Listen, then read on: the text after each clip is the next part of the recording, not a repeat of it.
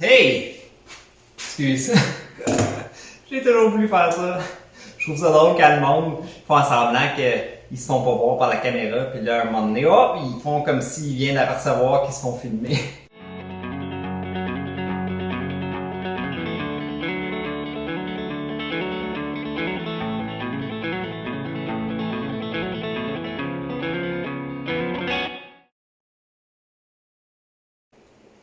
Désolé si vous entendez la pluie dans la vidéo, parce que ça tombe assez fort aujourd'hui. Donc, passons à l'action. Couper le plaquage. J'ai pris un morceau de plaquage ici. Je l'ai mis dans mon petit gabarit. Okay? Donc, comme je vous ai montré dans le premier vidéo, en utilisant ce morceau de 40 mm de large, j'ai pu positionner ma règle sur mon gabarit avec des plaquages un peu plus épais à chaque bout pour surélever la règle. Maintenant, je peux passer mon plaquage en dessous jusqu'à la clôture du gabarit. Il y a deux choses à vous souvenir pour la coupe du plaquage. En tout cas, les deux choses les plus essentielles. Votre couteau utilitaire, enlevez donc une dent. Le couteau doit être très coupant pour avoir une belle coupe. Deuxième chose. Lors de la coupe,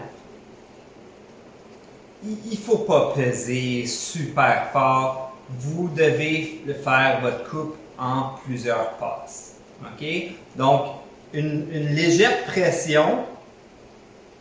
Surtout votre première passe, c'est votre incision, puis c'est cette incision-là qui va guider vos prochaines passes pour pas dévier de votre coupe. OK? Donc, quand vous êtes prêt à couper, faites des passes légères à côté sur votre règle jusqu'à ce que le morceau se déloge. Aussi simple que ça. Donc, on va faire un petit projet simple. On va couper du plaquage pour créer une image miroir. OK? Puis, je vais vous donner une petite pause de moi qui parle. On va rester sur le visuel. Puis, les actions, dans le fond, vont tout expliquer.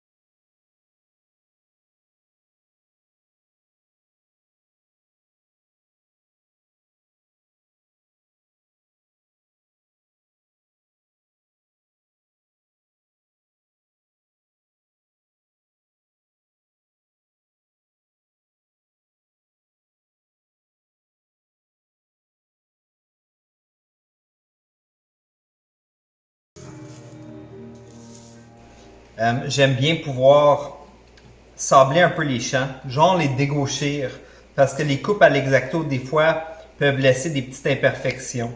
Donc, un petit truc, vous pouvez prendre n'importe quelle surface, un contreplaqué, n'importe quoi, de bord qui est dans le fond, on veut surélever le morceau de plaquage. Puis, sur les champs,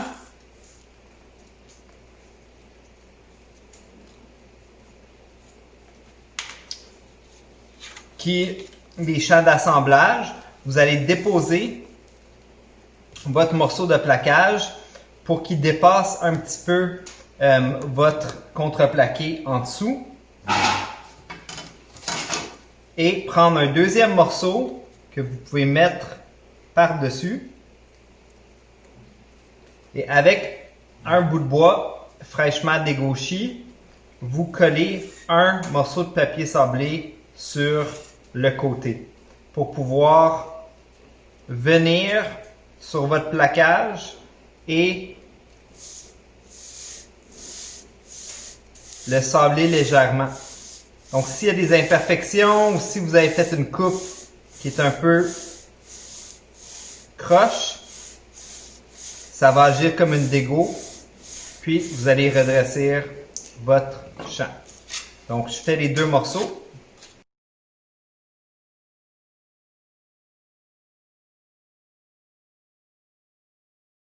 Maintenant que vous avez vos pièces coupées avec des beaux champs prêts à être assemblés, ce que j'aime faire, c'est mettre le plaquage sur votre support et prendre une moitié avec du ruban adhésif. Je viens coller la surface ou la fixer la plus droite possible sur mon support.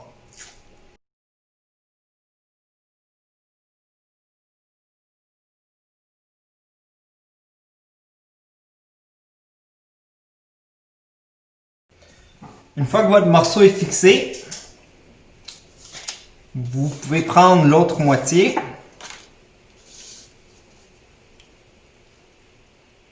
et appliquer d'autres rubans adhésifs.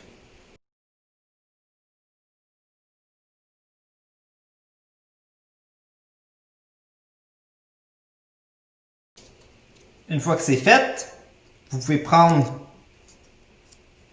votre ruban adhésif de plaquage, le mouiller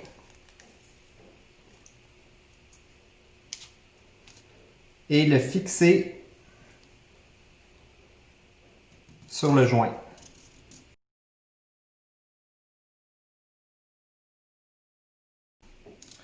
Vous attendez un peu que le ruban adhésif sèche et vous allez être prêt au collage du plaquage sur le support.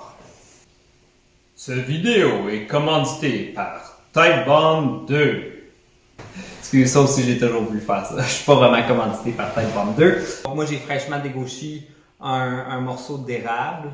Puis j'ai mis juste du ruban adhésif transparent sur la surface pour pas que le morceau colle à l'autre, au plaquage ou au support. Donc, c'est ça que je vais vous montrer. Puis, quand vous êtes... Parce que moi, ce qui est important, c'est que c'est une introduction au frisage. Je souhaite que vous pratiquiez et que vous vous amusez à explorer ce sous-domaine d'ébénisterie. Puis, si vous pratiquez chez vous, puis vous n'avez pas de serre, puis vous n'avez pas de presse sous vide, puis regarde, vous pouvez juste prendre des livres, des objets lourds, puis les empiler pour créer un poids qui va venir presser vos plaquages ensemble. Pour moi, ce qui est important, c'est que vous pratiquez et que vous vous amusez. Donc, pratiquez, amusez-vous, puis ce qui est important, c'est que vous le faisiez. Alors, votre support. Vous êtes toujours mieux de mettre la colle sur votre support que sur votre plaquage. Parce que en mettant la colle sur votre plaquage, juste d'un côté, ce qui va arriver, c'est qu'il va créer un déséquilibre d'humidité dans votre plaquage et le plaquage peut commencer à courber, tuiler avant même de l'appliquer, ce qui va rendre l'intervention pas mal plus compliquée à essayer de l'aplatir. Donc, prenez l'habitude d'appliquer votre colle sur votre support. Puis si vous avez des grandes surfaces, vous pouvez l'appliquer au rouleau ou au pinceau. Moi, pour une petite surface comme ça, je vais utiliser mes bons vieux doigts, puis d'appliquer une couche uniforme de colle partout sur votre support.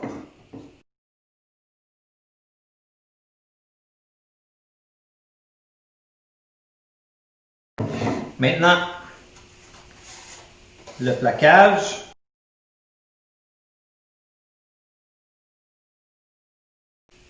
Essayez de tout de suite l'aplatir et faire en sorte que le plaquage a une bonne prise sur votre support avant d'appliquer votre prochaine planche ou votre prochaine surface. Donc,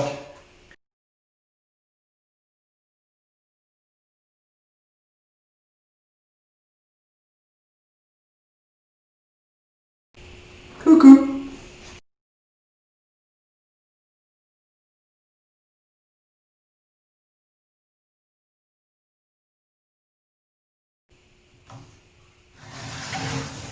Voilà. Donc, je vais laisser ça en serre pour environ 1 heure. Puis, on va revenir sur le nettoyage du plaquage qui va conclure notre série sur le frisage. Bon, on va le finir, ce petit frisage-là. Alors, c'est sec. On est prêt à préparer la surface au dimensionnement et à la finition. Donc, pour préparer les surfaces, vous le savez. Moi, c'est certain que je vais sortir ça. Je veux dire, pour le plaquage, pour le frisage, ben pour tout, dans le fond. La lame d'ébéniste est très utile. Donc, dans cette situation ici, ce que j'aime de la lame d'ébéniste, c'est toi qui contrôles, dans le fond, l'agressivité de ta coupe. Par la pression que tu vas mettre sur ta lame, mais aussi par l'épaisseur de ta lame. Alors, si vous êtes plus confortable à utiliser une lame qui est moins épaisse et plus facile à manipuler, vous pouvez le faire. Donc, avec le racloir ou la lame d'ébéniste, je vais venir enlever le papier adhésif de plaquage qui reste sur la surface de mon frisage.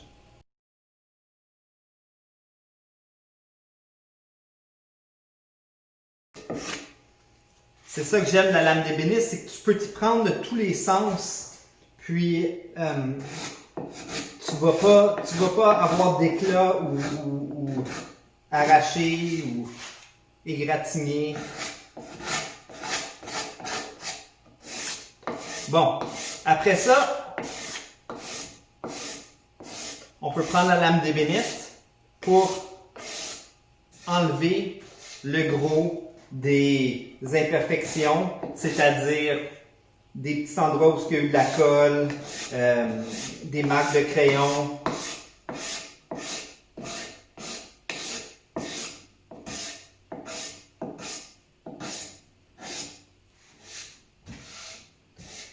Si vous n'êtes pas confortable avec la lame d'ébéniste et ça ne vous intéresse pas, il n'y a aucun problème. Vous pouvez procéder par la préparation des surfaces avec un ponçage. Donc, moi, je propose la sableuse orbitale. Ouais. Les joies de vivre en campagne. Je vous propose une ponceuse orbitale aléatoire parce que durant des frisages, habituellement, on va avoir du grain qui vient de tous les sens. Donc, essayez de sabler à main, ça se fait, mais c'est pas mal plus simple de passer par la ponceuse orbitale. Donc, du fait que j'ai passé la lame d'ébéniste puis j'ai enlevé le gros des imperfections, ce que j'aime aussi de ça, c'est que je vais commencer à la ponceuse orbitale à 150 au lieu de commencer à plus bas. Parce que vous le savez, je l'ai déjà dit, mais c'est là que ça se passe les égratignures. Comme c'est quand on commence à l'assembleuse orbitale, au 80, au 100, puis là on monte, puis on n'avait pas réalisé, je sais pas, peut-être qu'au 120, tu n'avais pas vu que tu n'avais pas encore tout enlevé les égratignures du 100, puis tu es rendu au 180 à ton grain final, c'est là que tu remarques des égratignures. Mais ces égratignures-là où les queues de cochon se sont passées au 80 ou au 100. Donc, le fait de passer la lame d'ébéniste pour enlever le gros des imperfections, je peux tout de suite commencer avec un grain plus haut lors du ponçage.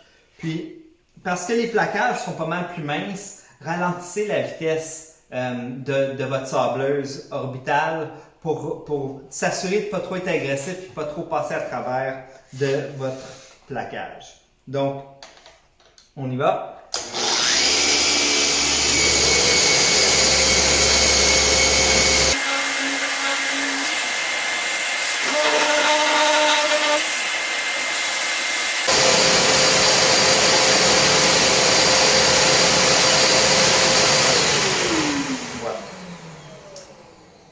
Si vous êtes à la maison et vous n'avez pas de ponceuse orbitale, ce que vous pouvez faire, je vais tasser ça ici, c'est utiliser un bloc de ponçage ou du papier sablé juste dans votre main, puis utiliser quelque chose comme référence ou comme butée. Okay? Moi, j'aime bien utiliser mes doigts.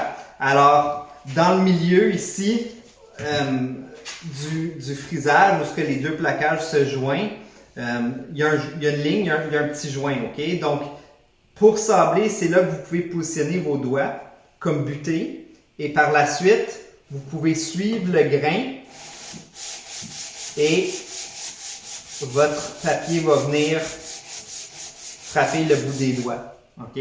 Par la suite, vous pouvez changer pour les gens qui sont ambidex et venir sabler l'autre côté. Ça, c'est une technique que je vais souvent utiliser. Je veux dire, quand on a une ceinture de table, par exemple, on a deux pattes, lors du ponçage final, pour s'assurer de ne pas égratigner le grain dans l'autre direction, je vais utiliser mes doigts comme butée. C'est la même chose avec des portes, de meubles. C'est une technique que j'utilise souvent. Donc, s'assurer de sabler dans le sens du grain et pas embarquer sur l'autre morceau qui a un grain dans l'autre sens, puis qui peut se faire égratigner par votre papier abrasif. Donc voilà, notre surface, notre frisage est prêt à recevoir un produit de finition une fois nettoyé. Bonne pratique, amusez-vous, puis si vous avez des questions, écrivez-moi un petit courriel ou on se voit à l'école. Ciao!